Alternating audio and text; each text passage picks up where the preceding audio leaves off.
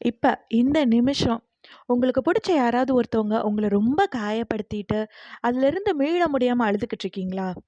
திருப்பி, திருப்பி அவங்க கிட்ட பேசி, பேசி மறுபடியும், மறுபடியும் காயப்பட்டு, காயப்பட்டு எப்படி வெளிய வர்றதுன்னே தெரியாம தவிச்சுக்கிட்டு இருக்கீங்களா? அப்ப இந்த வீடியோ உங்களுக்கான வீடியோ.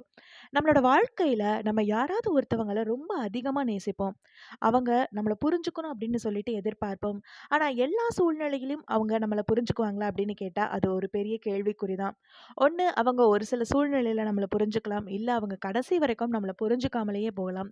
நாம மட்டும் கடைசி வரைக்கும் அவங்கள புரிஞ்சுக்கிட்டு அவங்களோட எல்லா சூழ்நிலையிலயும் கூட இருப்போம். ஒரு கட்டத்துக்கு மேல நாம மட்டும் தான் வந்து அவங்கள ரொம்ப அன்பு செலுத்திக்கிட்டே இருக்கோம். நமக்கு ஏன் அந்த அன்பு திருப்பி கிடைக்கவே மாட்டேங்குது அப்படின்னு நம்ம கேட்கும்போது, அது சண்டையா மாற ஆரம்பிக்கும். நம்ம சண்டை போடுறோம், சண்டை போடுறோம்ன்னு சொல்லி நம்ம தான் பெரிய சண்டைக்காரவங்க மாரி நம்மகிட்ட அவங்க பேச ஆரம்பிப்பாங்க. அது நம்மளுக்கு ரொம்ப காயத்தை ஏற்படுத்தும். அப்போ ஒரு காலத்துக்கு அப்புறமா நம்ம யோசிக்க ஆரம்பிப்போம். இது புரிதலே இல்லாத உறவு மாதிரி இருக்கே! எதுக்காக இந்த உறவு? அப்படின்னு நம்ம யோசிச்சாலும் நம்மனால அந்த உறவுல இருந்து வெளிய வரவே முடியாது. வெளிய வரவும் முடியாம, அந்த உறவுல இருக்கவும் முடியாம ரொம்ப தவிச்சுக்கிட்டு இருப்போம்.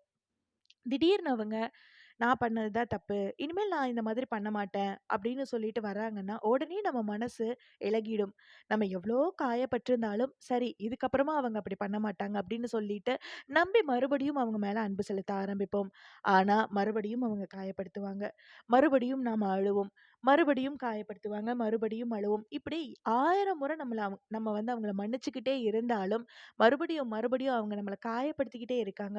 ஒரு கட்டத்துக்கு மேல நம்மனாலயும் முடியாது இல்லையா?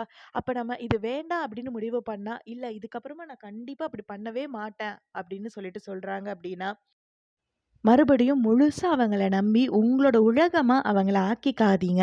ஏன் அப்டின்னா, எப்போ நீங்க அவங்கள உங்களோட உலகம் அப்டின்னு சொல்லிட்டு நெனைக்கிறீங்களோ, அந்த உலகத்துல எதிர்பார்ப்பு ஏமாற்றத்த தரும். திருப்பி திருப்பி காயங்கள் வந்து உங்களுக்கு நிம்மதி இல்லாத ஒரு சூழல தரும். அதனால உங்களோட உலகம் நீங்க தான்.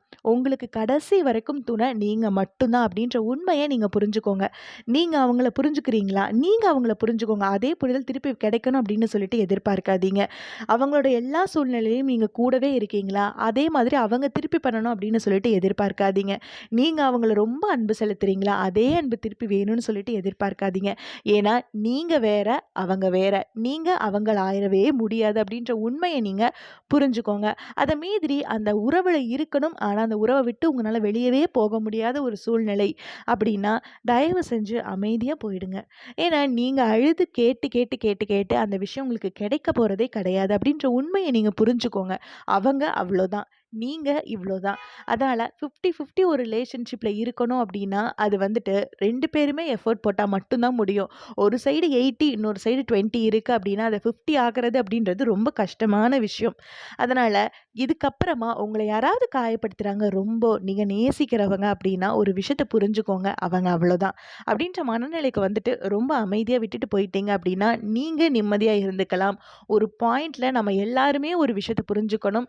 நம்மளோட மன நிம்மதி அப்படின்றது நம்மளுக்கு ரொம்ப, ரொம்ப, ரொம்ப முக்கியமான விஷயம் அப்படின்றத நான் சொல்ற விஷயம் உண்மை அப்படின்னா, கீழ மறக்காம கமெண்ட்ல சொல்லுங்க.